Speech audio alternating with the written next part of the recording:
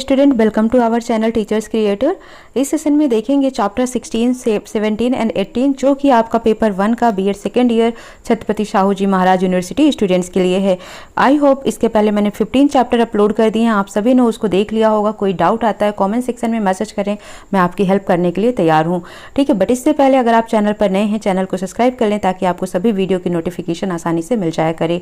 जितना हो सके लाइक और शेयर जरूर करें, कॉमेंट भी करें और जितना हो सके शेयर भी करें, ठीक है। सो स्टार्ट करते हैं क्लास। और आज का चैप्टर जो है पहला 16 चैप्टर है, स्कूल शिक्षा हेतु राष्ट्रीय पाठ्यक्रम रूपरेखा 2005, जिसको हम बोलते हैं एनसीएफ, नेशनल करिकुलम फ्रेमवर्क, ठीक है। ये हमारा जो 2005 एनसीएफ है, ऐसा नहीं कि आपको सिर्फ इस एग्जाम के लिए इंपॉर्टेंट है, ये आप किसी भी टीचिंग एग्जाम में जाते हैं बहुत ही इंपॉर्टेंट पोर्शन होता है, ठीक है। तो बहुत ही ध्यान से इसको पढ़ना और तैयार करना अच्छे से, ठीक है।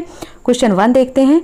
किस सभा में यह निर्णय लिया गया था कि 21वीं शताब्दी के लिए राष्ट्रीय पाठ्यक्रम तैयार करने हेतु 5 समाओं का आयोजन किया जाएगा, 5 सभाओं का आयोजन किया जाएगा, ठीक है।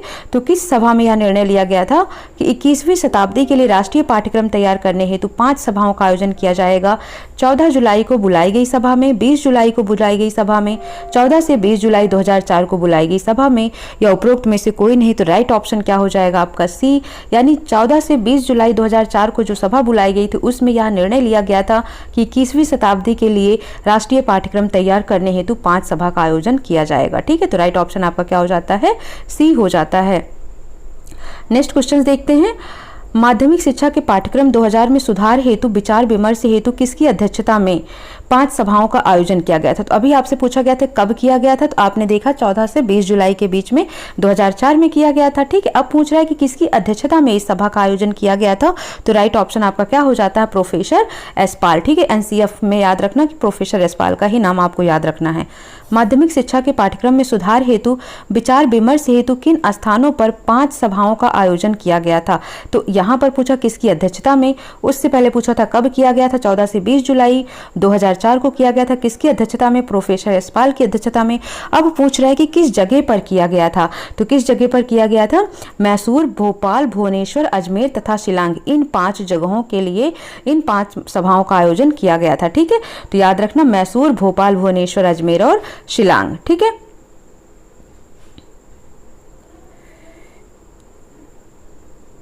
नेक्स्ट है क्वेश्चन नंबर 4। 21वीं शताब्दी के लिए माध्यमिक शिक्षा का पाठ्यक्रम वर्ष 2000 में किसकी अध्यक्षता में तैयार किया गया था, ठीक है। तो किसकी अध्यक्षता में तैयार किया गया था, फिर से वही क्वेश्चन आ जाता है।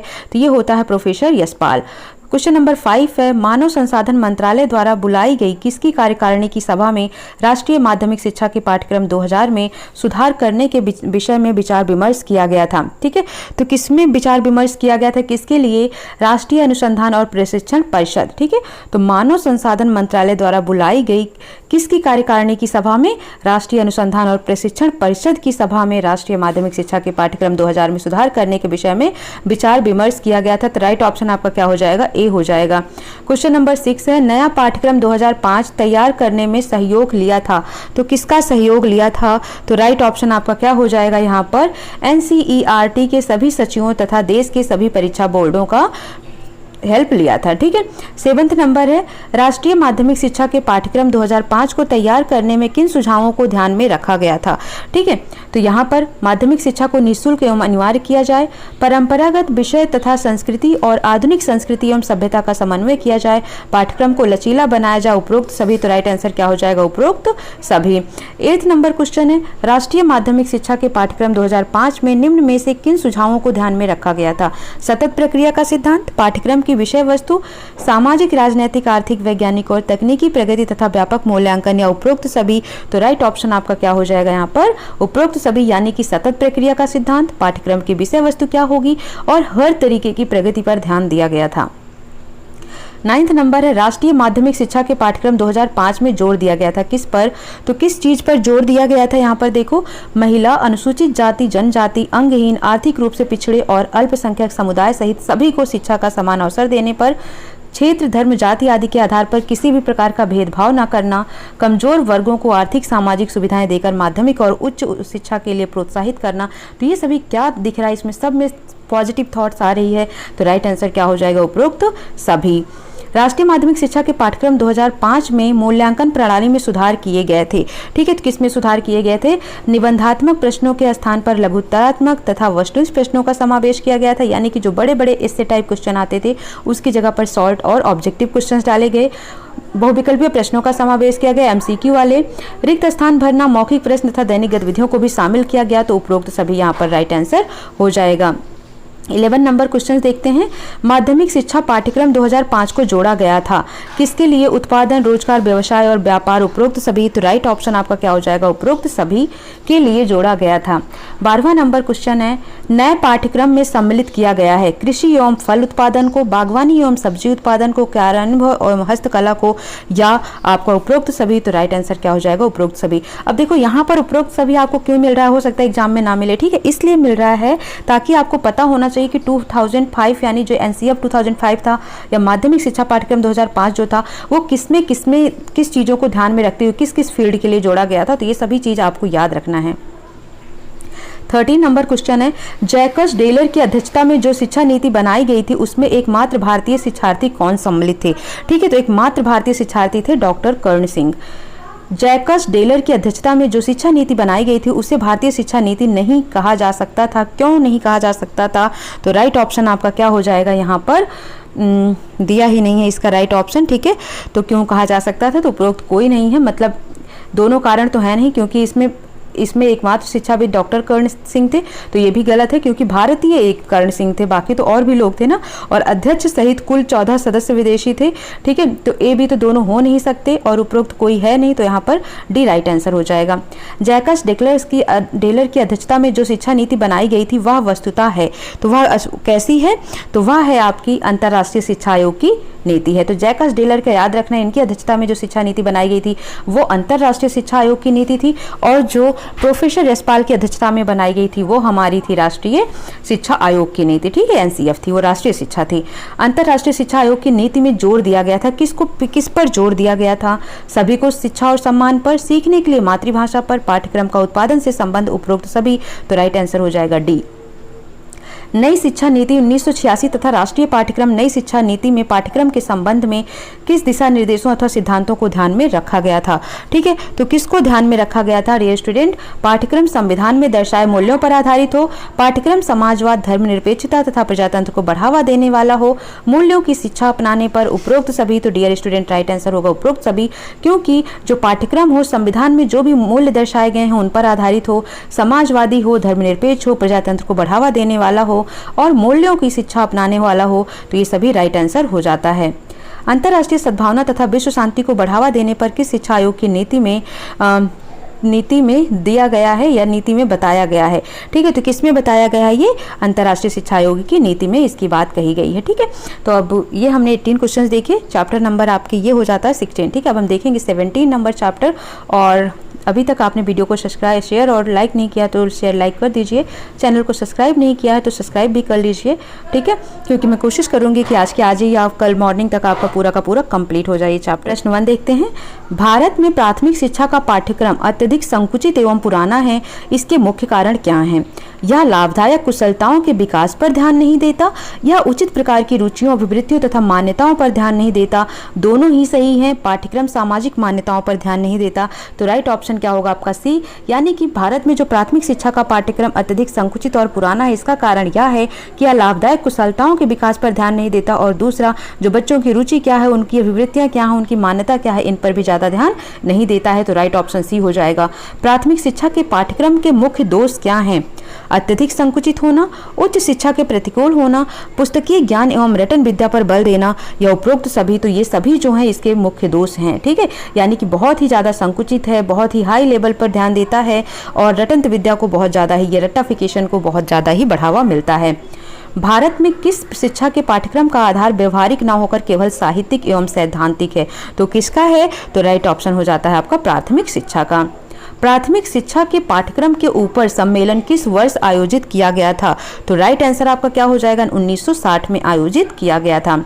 वर्ष 1960 के हुए प्राथमिक शिक्षा के पाठ्यक्रम के सम्मेलन में इसमें सुधार करने के उद्देश्य से जो विचार व्यक्त किए गए थे, उन्हें सर्वाधिक महत्वपूर्ण विचार क्या था? पाठ्यक्रम बालक का सर्वांगीण विकास करने वाला हो, पाठ्यक्रम उत्तम नागरिकता का विकास करने वाला हो, पाठ्यक्रम देश की परंपरा एवं संस्कृति का पालन करने वाला हो या उपरोक्त सभी। तो राइट आंसर क्या हो जाएगा आपका उपरोक्त सभी। एक अच्छे पाठ्यक्रम के गुण क्या होते हैं? तो एक अच्छे पाठ्यक्रम का गुण होता है रचनात्मक से परिपूर्ण हो, सकारात्मक प्रभाव डालने वाला हो, वास्तविकता से संबंध रखता हो। तो राइट आंसर हो जाएगा डी। कोठारी कमीशन ने कक्षा 1 से 4 तक के लिए जिस पाठ्यक्रम को अपनाने का सुझाव दिया था उसमें जोर दिया गया है। उसमें किसका जोर दिया गया? मातृभाषा का प्रयोग का, वातावरण का अध्ययन और सृजनात्मक क्रियाओं का, कार्यानुभव और समाज सेवा तथा स्वास्थ्य शिक्षा का। तो उपरोक्त सभी राइट आंसर हो जाएगा। कोठारी कमीशन ने उच्च प्राथमिक स्तर के पाठ्यक्रम पर जोर दिया है। किसका? मातृभाषा तथा क्षेत्रीय भाषा का, हिंदी व अंग्रेजी का, गणित विज्ञान कला के साथ नैतिक तथा आध्यात्मिक मूल्यों की शिक्षा का, या उपरोक्त सभी। तो डियर स्टूडेंट राइट आंसर क्या हो जाएगा यहाँ पर? डी उपरोक्त सभी। अब क्वेश्चन नंबर 9 देखते हैं। छात्रों के चरित्र को गढ़ने तथा उनमें दूसरे धर्मों के प्रति सम्मान की भावना पैदा करने में के उद्देश्य से नैतिकता तथा आध्यात्मिकता की शिक्षा देनी चाहिए। यह कथन किसका है? तो यह कथन किसका है? कोठारी कमीशन का है। किस आयोग ने पाठ्यक्रम में नैतिक तथा आध्यात्मिक शिक्षा के लिए 1 या 2 घंटे नियत करने पर किस प्रकार का सुझाव दिया है? ठीक है, तो किसने दिया है इसको भी? कोठारी कमीशन ने कहा है कि पाठ्यक्रम में नैतिक और आध्यात्मिक शिक्षा के लिए कम से कम 1 से 2 घंटे का समय फिक्स करना चाहिए। प्राचीन काल में शिक्षा का परिचय प्राप्त होता था। तो प्राचीन काल में शिक्षा कहां पर मिलती थी? गुरुकुलों से मिलती थी। प्राचीन काल में विद्या का संस्कार किस उच्चारण से आरंभ होता था? तो जो प्राचीन काल में विद्या का उच्चारण होता था वो ओम नमः सिद्धम से स्टार्ट होता था। उपनयन संस्कार की आयु क्या थी? तो ये क्वेश्चन आपका रिपीट हो गया है। ठीक है, तो उपनयन संस्कार जो था ये होता था 8, 11, 12 उपरोक्त सभी। तो राइट आंसर आपका यहाँ पर हो जाएगा वैसे तो 12 वर्ष। ठीक है, बट यहाँ पर उपनयन संस्कार की आयु जो थी वो 8 से 12 भी होती थी। ठीक है, तो 8, 11, 12 इसमें सभी आ रहा है तो उपरोक्त सभी आपका आंसर हो जाता है। प्राचीन शिक्षा प्रणाली के पाठ्यक्रम में मुख्यतः कौन विषय शामिल थे? ठीक है, तो प्राचीन शिक्षा प्रणाली के पाठ्यक्रम में मुख्यतः जो विषय थे वो आपके थे वेद, वेदांग, व्याकरण, यानी कि 6 विषय तो उसमें थे ही। साहित्य, छंद, निरुक्त, कल ज्योतिष, गणित, चिकित्सा, तो ये सभी शामिल थे प्राचीन शिक्षा प्रणाली के पाठ्यक्रम में। मुस्लिम काल में शिक्षा का मुख्य उद्देश्य क्या हुआ करता था? ठीक है, तो मुस्लिम काल में जो शिक्षा का मुख्य उद्देश्य होता था वो धर्म को साधना होता था। भारत में शिक्षा पद्धति ने किस काल में नवीन दिशा ग्रहण किया है? तो भारत में शिक्षा पद्धति ने जो है ब्रिटिश काल था उसमें नवीन दिशा ग्रहण किया गया था। ठीक है, नेक्स्ट आता है प्राथमिक शिक्षा के क्षेत्रों में मुख्यतः किन समस्याओं का सामना करना पड़ता है? ठीक है, तो अगर हम बात करते हैं यहाँ पर तो प्रशासनिक समस्या का, आर्थिक समस्या यानी फाइनेंशियल कंडीशन का, पाठ्यक्रम की समस्या का, इन सभी का प्राथमिक शिक्षा के क्षेत्र में सामान्यतः समस्याओं का सामना करना पड़ता है। तो डी राइट आंसर हो जाएगा। प्राथमिक शिक्षा के स्तर पर समेकित दृष्टिकोण के मुख्यतः आधार क्या थे?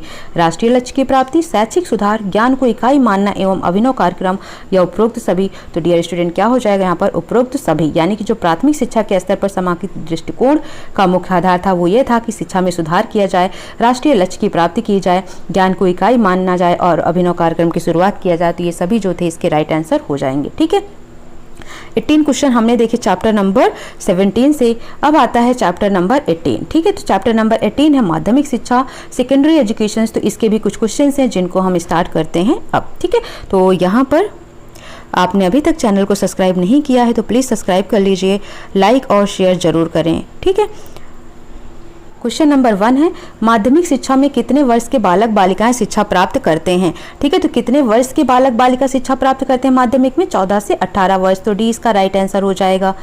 माध्यमिक शिक्षा के अंतर्गत कौन सी कक्षाओं का अध्ययन होता है? तो माध्यमिक शिक्षा के अंतर्गत किसको हम पढ़ते हैं? 9 से 12 तक की बात करते हैं। माध्यमिक शिक्षा का वह समय है जो सामान्यतः 12 से 17 वर्ष वर्ग के बालकों के लिए होता है। यह कथन किसका है? तो इसको किसने कहा था?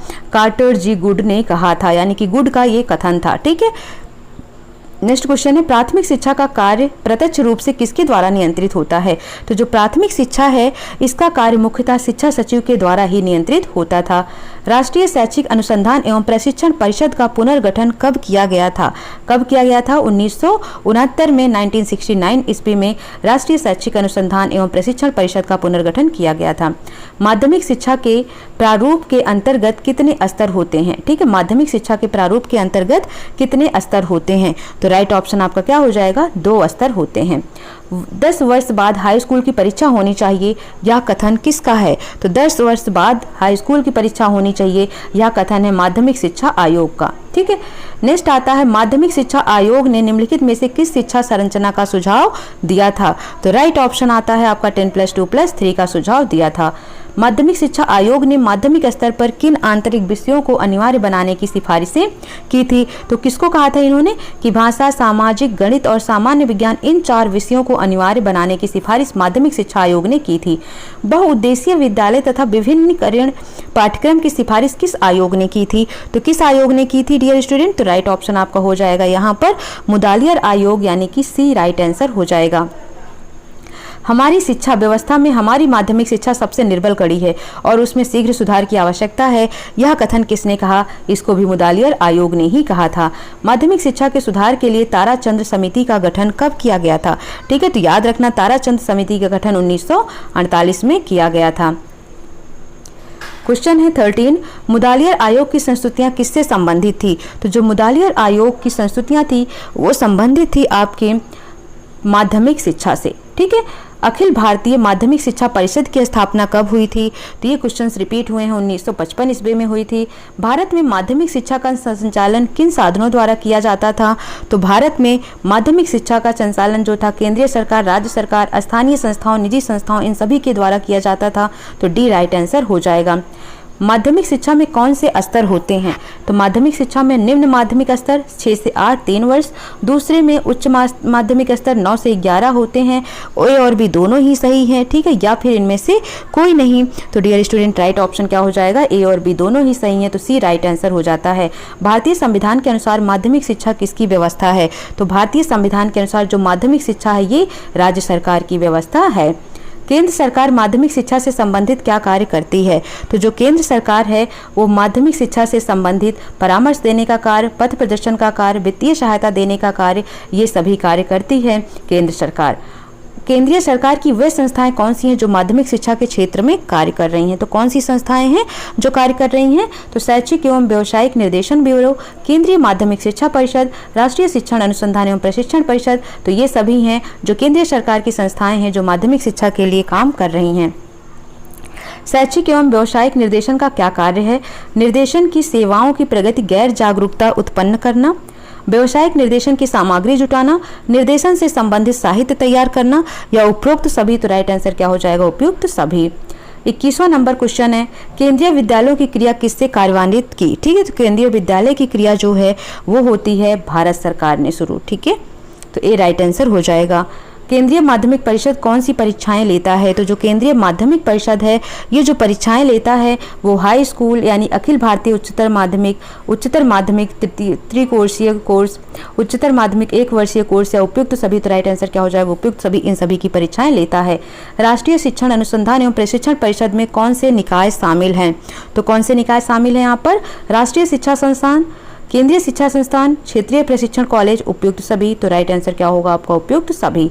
राष्ट्रीय शिक्षण संस्थान कहाँ पर स्थित है? यहाँ पर बोला गया ना कि ये जो है ये निकाय हैं किसके? राष्ट्रीय शिक्षण अनुसंधान एवं प्रशिक्षण के। तो जो राष्ट्रीय शिक्षा संस्थान है ये कहाँ पर स्थित है ये आपसे पूछा जा रहा है। तो ये स्थित है कहाँ पर? नई दिल्ली में। तो दिल्ली आपका राइट आंसर हो जाएगा। राष्ट्रीय शिक्षण संस्थान कितने विभागों के जरिए कार्य करता है? तो राइट ऑप्शन आपका हो जाता है 6, यानी 6 विभागों के जरिए काम करता है। वैज्ञानिक शिक्षा विभाग किस निकाय के अंतर्गत आते हैं? तो ये राष्ट्रीय शिक्षा संस्थान के अंतर्गत आते हैं। ठीक है, और राष्ट्रीय शिक्षण संस्थान कहाँ पर है? तो ये दिल्ली में है। ठीक है, और ये सभी किसके निकाय हैं? राष्ट्रीय शिक्षण अनुसंधान एवं प्रशिक्षण परिषद के निकाय हैं। ठीक है, तो इस तरीके से हमने टोटल इसमें किया chapter number 16 to 18। I hope आप सभी को सभी क्लियर हो गया होगा। कोई डाउट आता है कॉमेंट सेक्शन में मैसेज करें। प्लीज़ वीडियो को लाइक शेयर सब्सक्राइब जरूर करें। सो मिलते हैं नेक्स्ट सेशन में। Thank you for watching.